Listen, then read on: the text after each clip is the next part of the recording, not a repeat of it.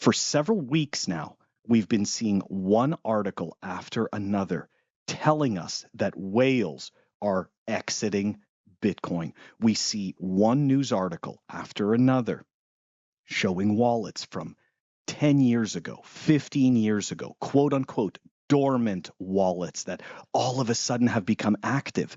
And the reason we're being given, it's very simple. That's it. It's over. Bitcoin is done. But then you have to ask yourself, why?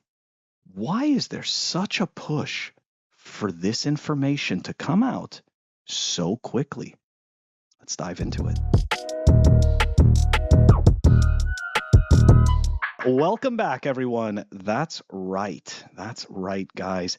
We need to sell our Bitcoin to the institutions. And you know why? Because all of these whales, right? These people that they know better, right? This is what it is. They know better, and they're all exiting, right? They're all exiting Bitcoin.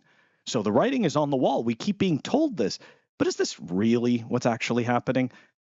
Let's take a look at this article. I find this pretty interesting. So 14-year-old dormant Bitcoin wallet transfers 50 BTC to Binance, which at the time of this recording, it's like $3 million. Okay, so this is a nothing burger.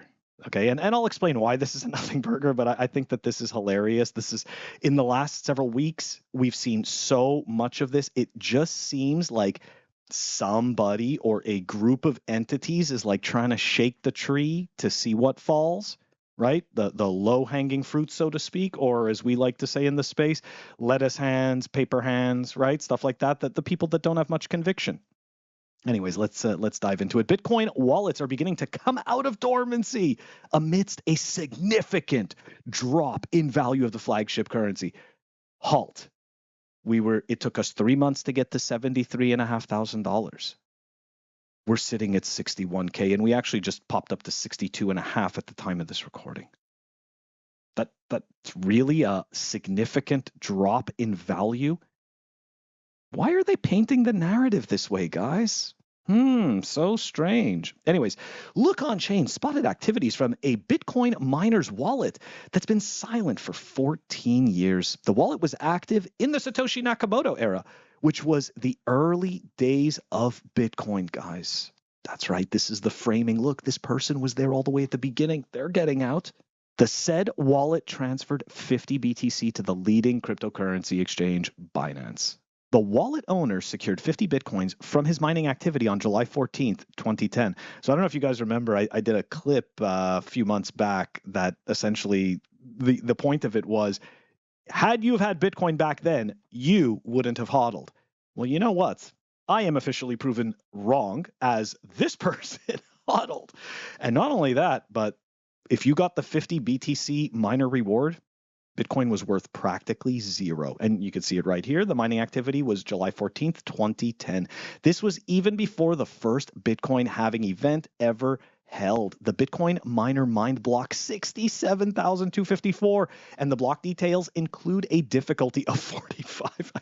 I dream of this difficulty, but obviously not, right? So it's bittersweet. It's bittersweet. Okay. It is worth noting that the firstborn digital currency, I like that. I like that wording, right? The firstborn digital currency. Now, what that does in your mind also is it allows room, because it lets you know that, hey, there were others that were born after. Digital scarcity can only be created once. Memorize that. Understand that. Understand why that is true, okay? Digital scarcity can only be created once. Or let me rephrase that. Make it even easier. Digital scarcity can only be discovered once. Right? The same way that we were only able to discover fire once, the same way that the same way that electricity came to being only once, right? We didn't go reinvent electricity 50 other times. Like, this was it. It's electricity. So to me, I have a problem with that wording, because I know that it's not inserted there for nothing. Anyways, Bitcoin was barely worth a cent at that time. Precisely, its price at the time was pegged at 5 cents per coin, bringing the total worth of BTC to $2.50. That's right, guys. This person put in $2.50, waited 14 years, and now has moved those funds to the exchange for $3 million. Very few people would have hodled something quote unquote worthless for 15 years. So hats off to that person. And I mean, to me, people can sit there and judge this person for deciding to convert their Bitcoin into fiat. This is the beauty about Bitcoin. Do whatever the hell you want with it. It is your savings vehicle.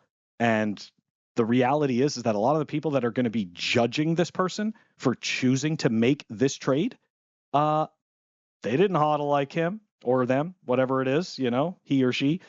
They didn't hodl like this person.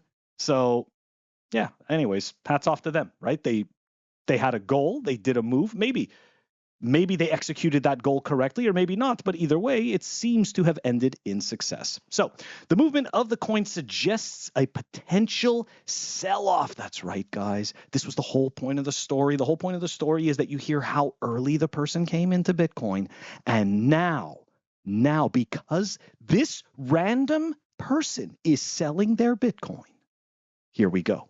This suggests a potential sell-off. These wallets and their probable sell-off activities might impact the broader crypto market. The Bitcoin ecosystem has seen more whale transfers in the last couple of months, raising concerns amongst crypto enthusiasts. Last month, Bitcoin whale wallet that had stayed inactive for 9 years resumed activity. From holding 1,000 Bitcoin at a value of $468,000, the wallet was worth $30.39 million, representing a 6,301.46% increase within almost 9 years. So guys, all these whales selling their Bitcoin, right? Does it really make a difference? Now, you'll notice that article is meant to incite a specific type of emotions. It's supposed to make you fearful, okay? And obviously, it's supposed to make you fearful because it's supposed to make you think that we've hit the top of a market. But anybody who's actually paying attention to Bitcoin, anybody who's been in Bitcoin for a little while and has been accumulating it for at least 2 cycles knows this is the beginning of the next bull cycle. So I think that this is just FUD. I saw this happen last cycle. I also saw it the previous cycle. And I remember when Bitcoin hit like $5,000 or $6,000 the first time, there were tons of people. Look, the corporate owned media was doing everything they could to let you know that that's it. Bitcoin had hit its peak. It was over. It was finished. Now, for the people who understood the cycles that were beginning to play out, well, they knew that the halving event had just happened and that now we were about to experience a supply shock. And all of a sudden, there's way more media coverage about Bitcoin, which brings more people to the ecosystem. And since more Bitcoin can't be created on a whim, you start to have supply shocks.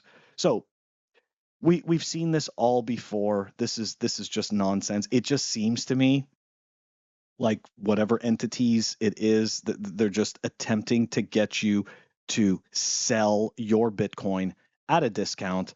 It is complete nonsense. The other thing that we should remind ourselves, okay, is that in the last 3 weeks, we've had the Mt. Gox stuff, okay? We've had the ETF outflows. We've had all of these, we've had multiple quote unquote whale alerts that are selling their Bitcoin. We saw Germany supposedly, right? Yesterday we reported that Germany is going to dump their Bitcoin.